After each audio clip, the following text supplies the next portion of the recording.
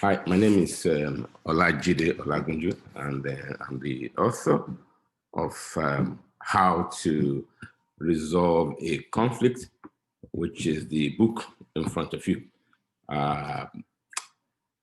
We are in a lecture series.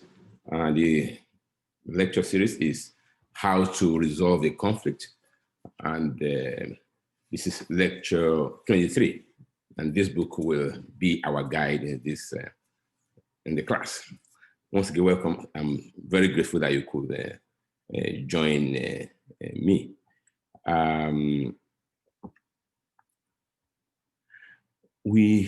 So far we've been able to look at how to start an amicable dispute resolution process using mediation as a point of contact. We've been able to look at the processes, how you begin, how you initiate the process, what the parties do, what you do as the mediator, if you are the mediator, how you listen to the parties, what you are looking for as you are listening to the parties, and how you manage what comes out of the parties, particularly when you are playing it back, when you are summarizing, so that you all the time keep moving the process forward instead of being doing something that will constitute an impediment to the smooth process. We have talked about what happens when all the parties are present.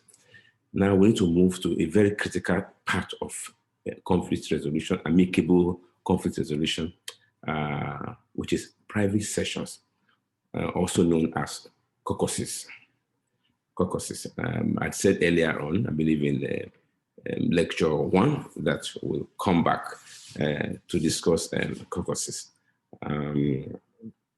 So now let's read and then from the book and then have a discussion. Private sessions, caucuses. After the above public clarifications, the real work begins. The mediator attempts to marry the needs of the parties through discussions with them individually and privately. Moving from one party to the other. It is mostly at this stage that the duties of the mediator discussed in chapter 7 are put to play to help parties move towards a full resolution of the conflict.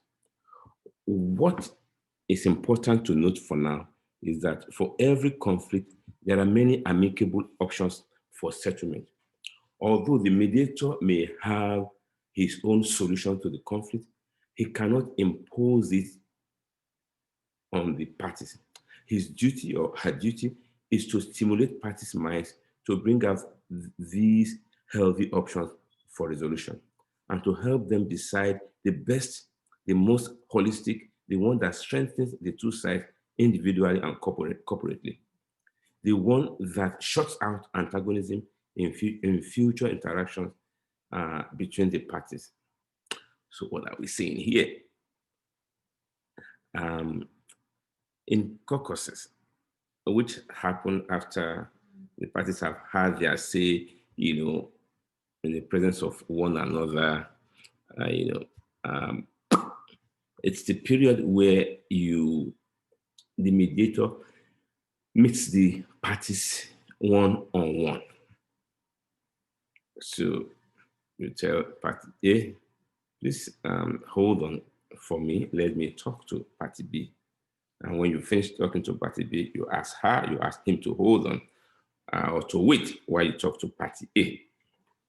And then you go back and forth from one party to the other. Not as a messenger carrying back and forth their messages. But as the facilitator of the process of resolving their conflict. So it's not important that you tell one party what the other party tells you. In fact, it is not necessary. What you are doing is bringing out, as you go from one to the other, asking questions, listening to them, clarifying, is to bring out what options, amicable options, exist for settlement. So that's your goal, extracting the options. And I want to emphasize again, it is a confidential process. You don't tell one party what the other party tells you. You do that, you breach the confidentiality rule, which governs the whole process, whether they sign a confidentiality agreement or not. I already cited in an earlier lecture a court holding or decision or judgment that says that mediation and amicable processes are necessarily, that is innately by their nature, confidential. So you have to be careful how you manage the information you get. I will talk about this more when we are summarizing the whole lecture and the book in chapter 10. But for now, I think the information you have is sufficient to for you to proceed. Number one, that you need to think seriously about meeting them in caucus, one after the other, so that more information can be elicited, because the parties, one party or the party may not feel comfortable at this particular stage, opening up, telling everything in public. The public, of course, being in the other party. So it is the business of the mediator to meet them one by one, confidentially, and for the purpose of extracting options, amicable options for effective conflict resolution. As I said already, we'll discuss more on this in the last chapter, but it's very critical to know that what you want to bring out of this back and forth discussion with parties one-on-one is how to move forward. So the options, if you are doing a good job, options will be floating here and there all over the place, and that's why you have to keep them confidential. And then you, of course, you look at them, you start crunching the options. The first option that is floated may not work, so nobody's bound by it. But if you do a good job, as I guess I already mentioned, as you are looking at all the options together, you begin to see a way forward. And so it may be the last option that will work. And that's why your duty at this point is to be very careful that you open your ears and shut your mouth almost all the time, because it's not your time to talk, it's your time to listen. Your business is to take notes and be crunching the options, understanding them, and trying to pull them together and see, okay, what may work, because inevitably it is the parties that decide what would work for them.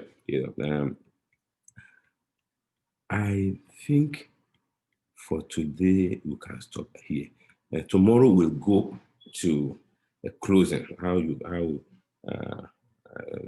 close the process. But I think that what we discussed already, caucusing should give you a lot to chew. I think you need to ponder about it, think about it. The reason why parties must be met individually, privately, and confidentially. The reason why, and what are you looking for as you talk to them? How do you, from several options? Because on one issue there may be 100 options. How do you crunch those options to bring out the one that might work for the parties? I'd like you to think about it, and then we'll continue tomorrow. Again, thank you for joining me. Remember to make your comments in the comments column, and remember that you can get this book, in various versions. If you sign on to Kindle Unlimited, that means you can read it free of charge. If you sign on to soft copy, then you have a permanent soft copy that is your own. If you, of course, if you want a hard copy, why not? You can also get one. All available at various Amazon and outlets globally. I'll see you tomorrow. Thank you so much.